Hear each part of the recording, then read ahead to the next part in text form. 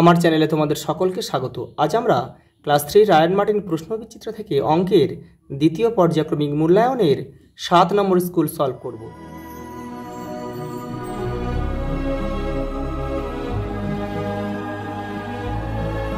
দেখো প্রথম প্রশ্ন, দেখো একটি ত্রিভুজের বাহুর সংখ্যা 3টি।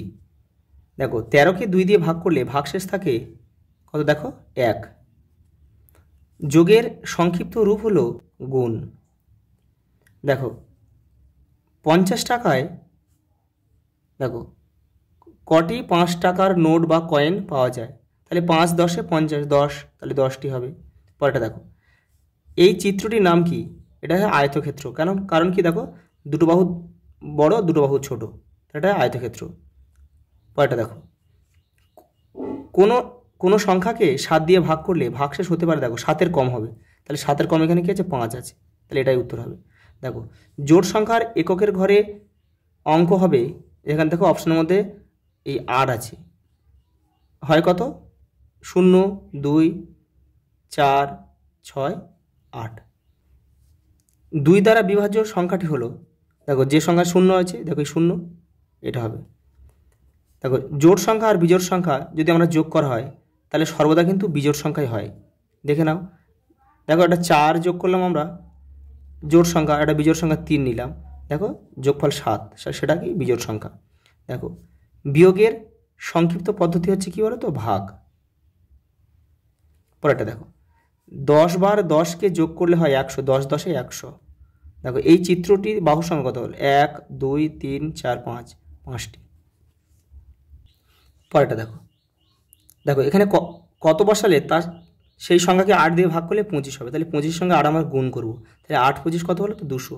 তাহলে এটা 200কে 8 দিয়ে ভাগ করলে 25 হয়। দেখো বিজোড় সংখ্যাগুলির এককের ঘরের সংখ্যা কী হতে পারে? দেখো 1 3 5 7 আর 9। পরেরটা দেখো 9 জোড়া মোজা, তাহলে 1 জোড়া মানে 2টি, তাহলে 9 2 18টি হবে। পরেরটা দেখো এই চিত্রটিতে বাহুর সংখ্যা কটা আছে? 1 2 3 4, 1 2 3 4 5, 5টি।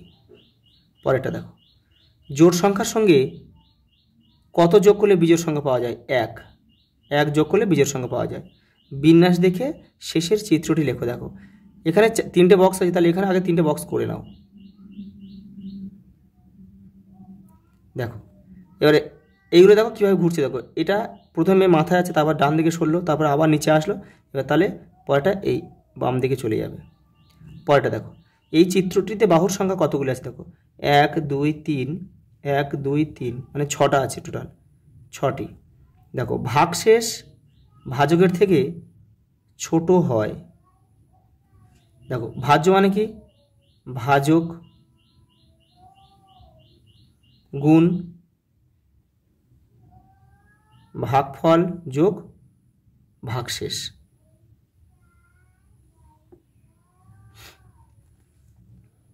পরেরটা দেখো আয়তকার চিত্র কোনটা আছে? এটা, তাহলে এখানে আমরা ক লিখব। দেখো বর্গাকার চিত্র এটা, দেখো 4টে বাহুর দৈর্ঘ্য সমান আছে। বৃত্তকার এটা, আর ত্রিভুজাকার এটা। দেখো পরেরটা দেখো, সত্য বা মিথ্যা লেখো। 2 দ্বারা বিভাজ্য সংখ্যাকে বিজোড় সংখ্যা বলে, এটা মিথ্যা। কারণ কি? 2 দ্বারা বিভাজ্য হলে সেটা জোড় সংখ্যা হয়ে যায়। দেখো পরেরটা দেখো গুণ্য, আচ্ছা এটা পরেরটা, এটা আছে ক্ষয়েরটা, বৃত্ত আঁকা যায় সরল রেখা দিয়ে, এটা ভুল, এটাও মিথ্যা। কারণ কি? বৃত্ত আঁকতে গেলে আমাদের বক্ররেখার প্রয়োজন। এই গুণ্য গুণ গুণক সমান গুণফল, এটা সত্য। ভাগ অঙ্কে 4টি অংশ থাকে, হ্যাঁ এটাও ঠিক, এটা সত্য। কারণ কি? ভাজ্য ভাজক ভাগফল ভাগশেষ।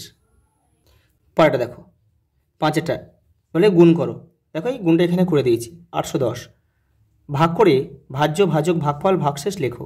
দেখো এখানে করে দিয়েছি, দেখো এটা ভাগ করলাম, দেখো ভাগ করে হয়েছে, দেখো ভাগফল 123, এটা ভাজক 5, এটা হচ্ছে ভাজ্য 615, আর ভাগশেষ কিন্তু 0।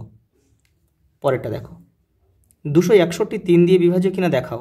দেখো অঙ্কগুলোর যোগফল দেখো কত হচ্ছে। দেখো 6 আর 2 8 আর 9, তাহলে 9 3 দিয়ে যায়।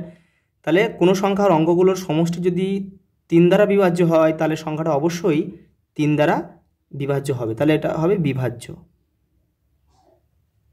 পরেরটা দেখো, বাবা বাজারে গিয়ে 50 টাকা 50 পয়সার মাছ, 30 টাকার আলু ও 60 টাকা 50 পয়সার কাঁচা আনাজ কিনেছেন। তাহলে বাবা মোট কত খরচ করেছেন? দেখো যোগ হবে, দেখো এই যোগটা করে দিয়েছি, 141 টাকা 141 টাকা। পরেরটা দেখো,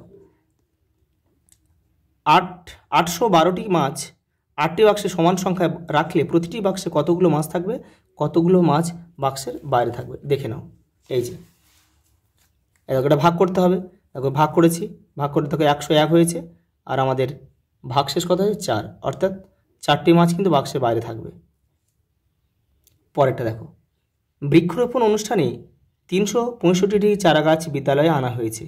প্রত্যেককে 9টি করে চারা গাছ লাগানোর পর বাকি স্কুলের বাইরে লাগানো হলো। তাহলে কতজন চারা গাছ লাগিয়েছিল এবং স্কুলের বাইরে কতগুলি লাগানো হলো?